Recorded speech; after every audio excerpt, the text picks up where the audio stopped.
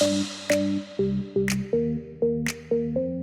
guys, and welcome back to the Wealth and Wellness Studio, the podcast that's here to help you get healthier, wealthier, hotter, and happier. My name is Natalia, and this is my co-host. Hi, Kat. We're really taking you guys on the journey as Kat and I are building two businesses together. I have my own business. Kat is working as well in like boutique hotel property management, investment, all sorts of stuff. She's a helicopter pilot. So you guys are here on our journey of figuring out our dream lives together. And we have so many big goals and dreams. So this podcast is really just like taking you with us on the journey, because there's a lot of people out there who like you see their end result, but you don't always get to see them like in the process of figuring it out. So this is like the messy journey that we don't know what we're doing, but we're figuring it out. Like, you guys get to come with us. So that is like the whole point of this podcast. If you're new here, we're super excited to have you. And we hope that we inspire you to build your dream life too and take messy action and become the hottest, happiest, healthiest version of you. But today, this episode is going to be about networking 101 and really how to become somebody that people want to network it with. Because I think a lot of times when you're starting out, and like, I know for me, like I did not have like a big network growing up, and I didn't really know a lot of very successful people. And a lot of my dreams, like I didn't even know that they were like a possibility for me. I didn't know that I could start it. I didn't know that anybody could start a business. Like I knew nothing. Like I knew jack squat about, owning businesses or like living a life where you can travel or like all of these things that I'm like super into now. I just like didn't even know were a possibility.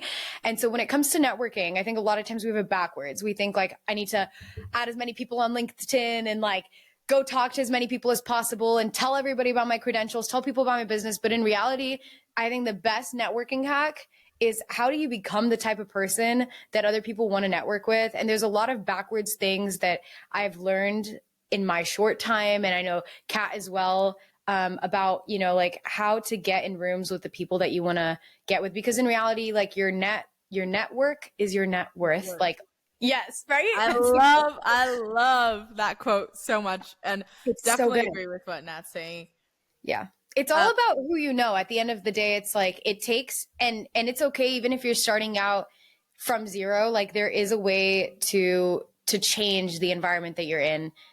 And we have all the hacks. 100%. I had a bit of a different experience. Like Nat said, growing up, she wasn't raised with that mindset. For me, I was very much raised with that mindset with my dad.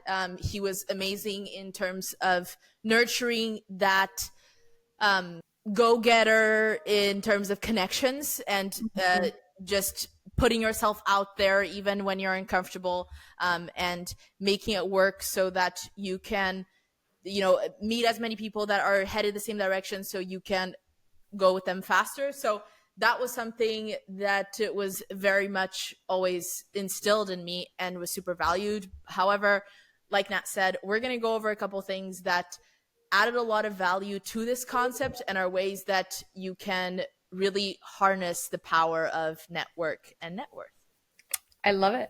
So we are going to go ahead and start off with showing competence before credentials. So I think this is like the title of the episode because I feel like I read this quote somewhere on Instagram last week and I sent it to Kat and I was like, we need to talk about this because, again, like going back to what we all get wrong, so many times we all want to like lead with titles instead of like leading with value of what we can do. And so something I've realized is results are better than a resume. I don't know if you've ever, a lot of times when you're applying for jobs or you're applying for people, like this has been my entire strategy with my, like, I think truly the way that I've built my agency, my marketing agency to become a 6-figure agency. And I've closed like 90% of my sales calls. And I think the reason why is because I never lead with, these are my prices and these are the services that I can offer. I never pitch that way. I always find a business owner and you find ways like, what are the problems that those people have? And then how do you solve them? And if you lead with like solving people's problems or like not being like, nobody likes a sales pitch. That's just the reality. Like nobody cares. Nobody cares what company you own. Nobody cares what your status is. Like nobody cares about those things. Like people care about what you can do for them. Yeah, people are not hiring you for the piece of paper you hold. When I'm talking about piece of paper, I'm talking about resume, or in terms of or degree or anything like that. They want to see your actual like hard work, right? So presenting presenting what you've done and showing clients and showing results and showing everything, that's what's going to matter at the end of the day. People are not hiring you for your credentials. People are hiring you for what you put out in your work. 100%. Um, so, and like adding on to that, I think like before asking for opportunities, like, so like a really dumb thing is like a lot of times, for example, like finding someone to mentor you. I think a lot of things that people do wrong is like they'll go to a successful person and they'll be like, hey, can you be my mentor? And it's like that person has no reason. You gave them no reason to spend time with you.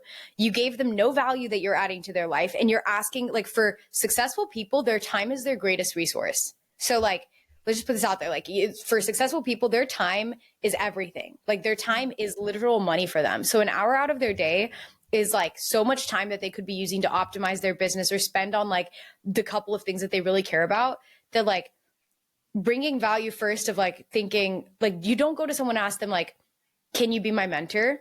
You have to go to people and figure out like, ask them specific questions of like a very specific pointed question, or figure out like, hey, can I add value? Can I work for you for free? Like, for example, like if you go to someone successful and you're like, hey, what's a and you ask them, what's a problem that you have that I can like fulfill for you? You're going to end up being in their circle because you're adding value to their life rather than like sucking resources, Yeah, especially if you're starting out. Yeah. 100%. And but the important thing is through that process, that's when, and not only you have to keep it going, but when you work your ass off, like you have to be putting in, like you're doing this as if you're getting paid your dream salary. That's how much work you're going to put into this. And you're going to be, it's sweat and tears, so that you can prove not only to your work environment and those that are potentially going to be hiring you or you're going to have as a client, but also to yourself.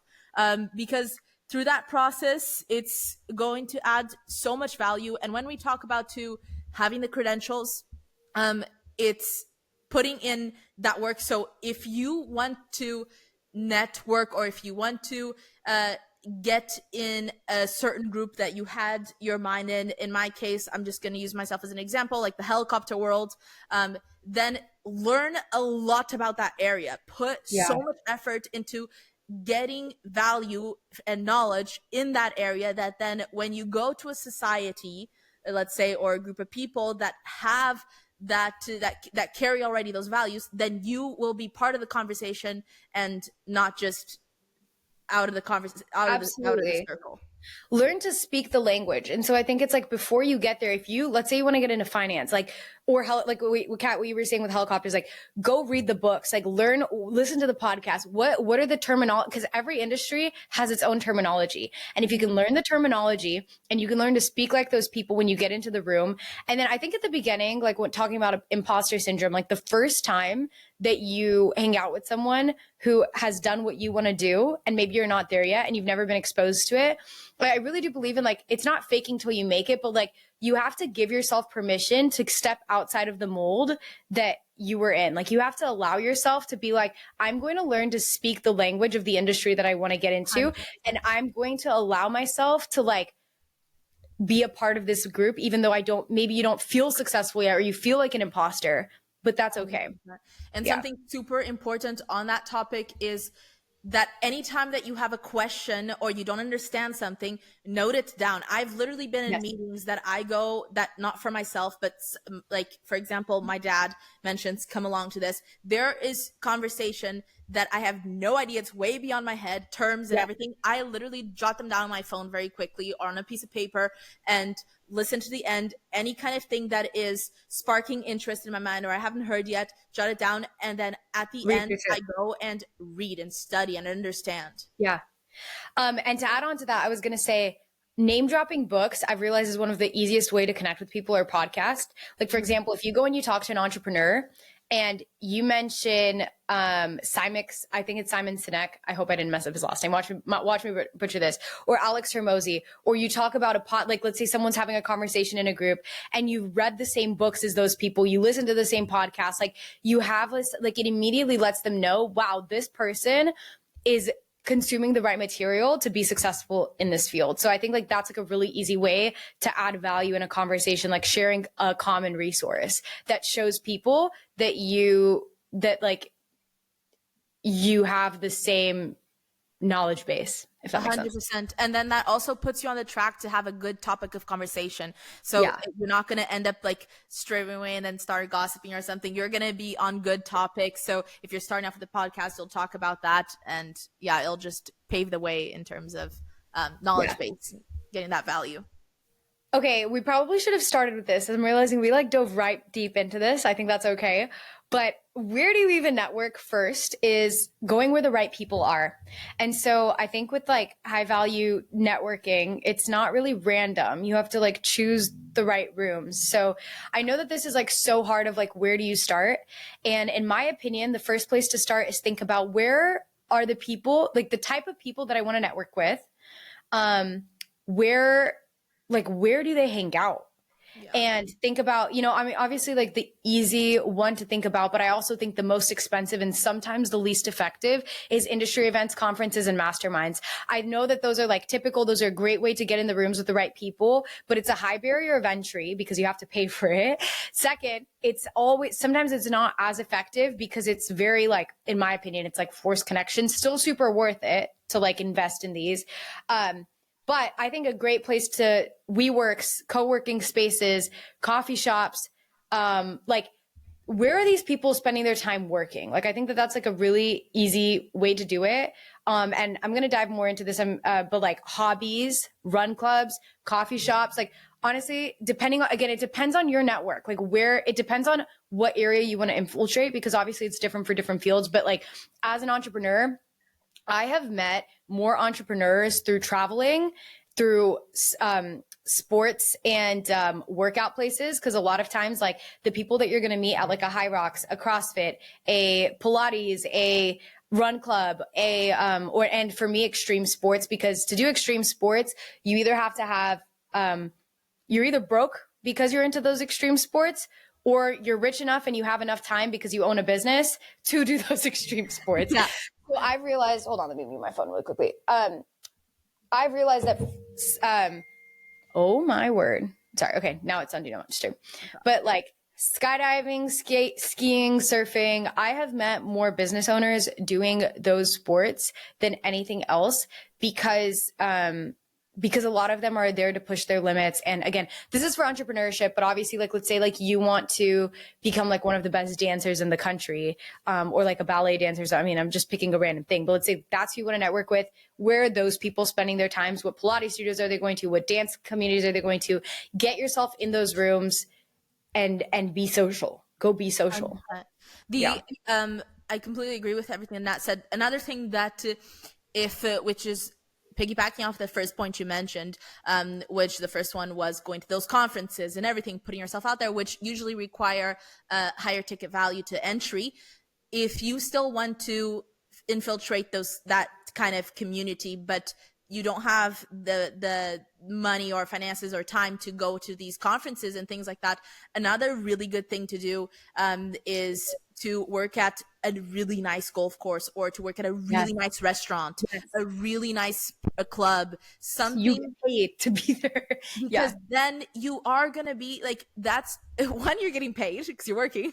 The other one is if you perform extremely well, I guarantee you will be noticed. Okay. Yes. It's all about performance, and it takes time a lot of times.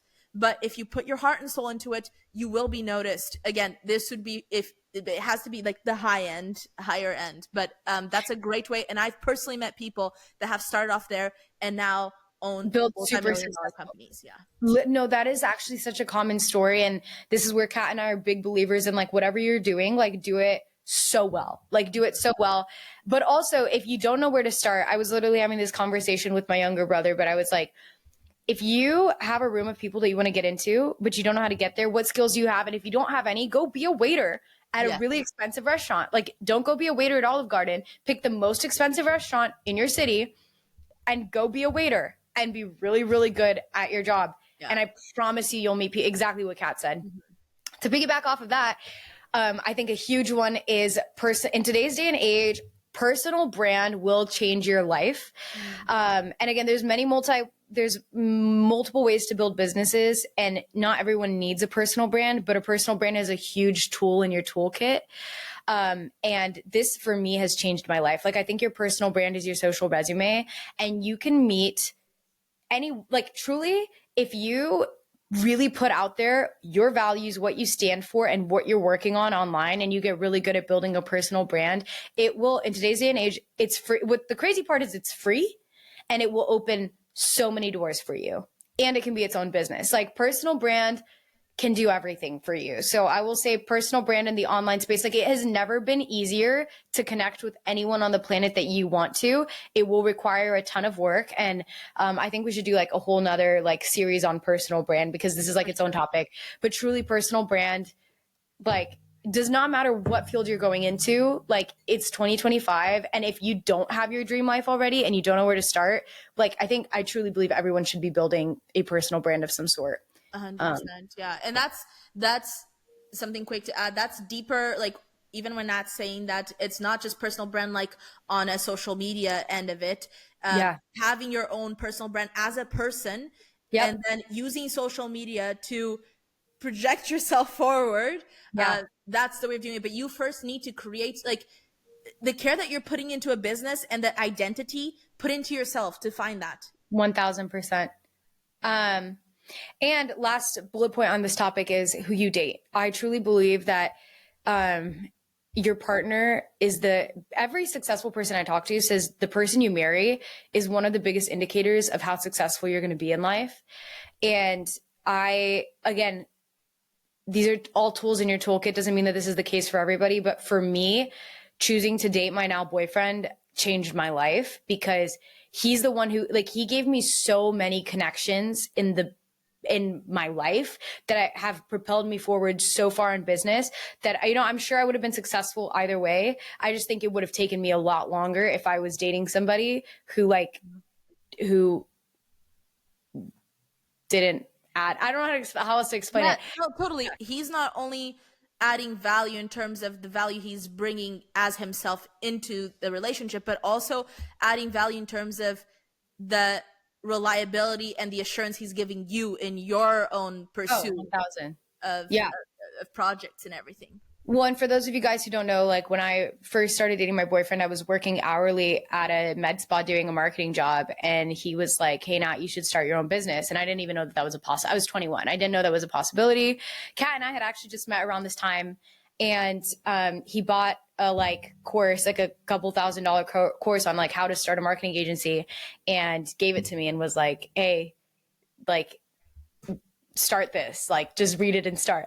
And I did. And anyway, here we are, like 2 years later. My life has changed because of it. But yeah, I think in terms of support and also their network, like, if you're smart about, and again, don't date people for their network. That's not at all what I'm saying.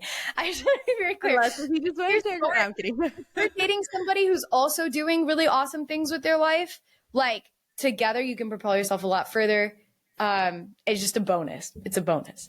But okay. Don't be weird or desperate. I think don't pitch or sell immediately first. Like, people can smell that a mile away. Like, focus on connection and like real connection and friendship rather than like pitching and selling. Like, people can smell a transactional human from a mile away. Like, don't be that person. And I think something super important on that is a lot of people miss, and I'll include myself into it, and this is something I really put a lot of work, and I've been putting a lot of work into the last few years, but the power of silence. If you're a good listener, you are so valuable. Yeah, you are going to be looked at with so much more respect in a lot of those kind of areas. One is that you're actually paying attention to what they're saying. You're not just listening and to be able to give a reply. And this goes more than just business. It also goes to relationships. But, and then you are gaining knowledge, but then the words that you do add are going to be a lot more intentional, and it's a lot, there's going to be a lot of more knowledge added to it because you understand a lot more of the circumstance. And you, like Nat said, it's going to add to, it's going to help you not look that desperate and trying to put yourself in, and people don't want to hear all about you until they ask about you. Okay, that's super important. Don't talk about yourself unless if it's not, you're not asked about it. Make yourself interesting enough where you are going to be asked about it, and then that's when you pitch yourself. Well, and I think that like there is a time and place to like subtly like mention something in a conversation, but like genuinely like learning, I truly think the key to conversations is learning how to ask good questions. Yes. Like conversation is not about you learning how to speak eloquently as much as it is exactly what Kat said, like learning how to listen, but like questions, like guys, the amount of times I can tell you, if you know how to ask good questions to people, and there's books about this. There's so many communication books. I mean, honestly, I can't remember. I have like a list of communication books. Cannot remember them off the top of my head. But point being is like, ask ChatGPT how to ask good questions. But truly, if you learn how to ask good questions, people remember you. People love to talk about themselves. So if you know how to ask intentional, really good questions, like people will remember you. And like, I know a lot of people are afraid of coming across as awkward, but like, if you're genuinely curious and you genuinely care, like just care about people. Yeah. And ask good questions, you'll never come across as awkward. 100%. Yeah. And it'll make the other person feel valued, which will make them feel like they can be more vulnerable in this situation, which will cause them to share more. Exactly. What you want. Yeah. Okay. Last but not least, make yourself interesting. Kind of like Kat said, without oversharing, but just like, no, like have a clear identity of like a goal. A lot of times what I've realized is if you can share, like if you have a clear vision of what you're building with your life or what you want to build or where you want to go, people are genuinely usually more willing to help you than you think. But all you have to like put it out there, put your wildest dreams out there. Oh, like I want to build XYZ with my life. And people, if you're a great person, you listen to people, you help them, you add value to their life, and they see that you're extremely hardworking and you put your dreams out there, people more often than not will be willing to connect you with other good people because good people want good people in their lives, right? So like 100%. Like have a good pitch of like what you want to do with your life and like wow, this one is like one that I'm not good at, but know how to talk about what you do in one sentence without rambling. Like, can you clearly communicate who you are and what you do without Kat is laughing because this is not me, but I'm working on it. That's why we do this podcast, because the more we talk, hopefully the better we'll get at it. Yeah. That's logic, right? Something that I just wanted to touch on that topic is that obviously, like Nat said, you have to make yourself interesting, but before you start talking about yourself with that, because that can come across as one very self-centered and another egotistic and then very desperate, is through small comments and through your actions and even your interests and things like that, settings, whatever it may be, what Nat had mentioned, hint to your lifestyle so that then the questions will come and then that door will open to be able to pitch yourself. Because no one, I mean, I think we've all been there that somebody is going on and on and on and you're like, okay, we get it. Yeah. I get it. You know, I didn't ask about this, but sure, I understand. And you don't really know how to make them stop because you don't want to feel bad. So just know how much to share and just make it interesting enough where people will ask you to share. Yeah. No. So to wrap everything up and to summarize, guys, become the type of work on yourself before you work on networking. Truly, like point blank baseline, you need to become an interesting person through the books you read, through the like hobbies that you have. Like you need to invest in more than just your work. Like you need to become the type, like become an interesting human. Stop being boring. Stop being boring. Just stop being boring. Become an interesting human. Develop hobbies and learn to care about other people and ask good questions and put yourself in situations where you're the most likely to run into the type of people that you want to network with. Focus on creating be a competent human being and you'll be fine. and then go beyond that. And then go beyond that. Yeah. But if you guys have questions specifically related to this, I feel like this is like such a deep, like broad topic. So we hope that this was helpful in some sort of way. Let us know, guys, what you want us to talk about in the future. Yeah. We are really glad you guys joined us to listen to this episode. If you guys liked it, please leave a review, 5-star only.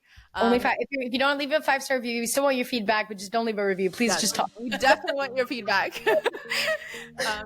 But yeah, and let us know if you guys have any questions at all. Obviously, we read the comments and we want to be as helpful as possible. Again, we're still figuring all of this out, but we love sharing what we've learned and the mistakes we've had and the value we've gained. So we hope that you guys can take valuable insights from this and you can grow yourselves as people as well, along with us. Bye, guys. Bye, guys.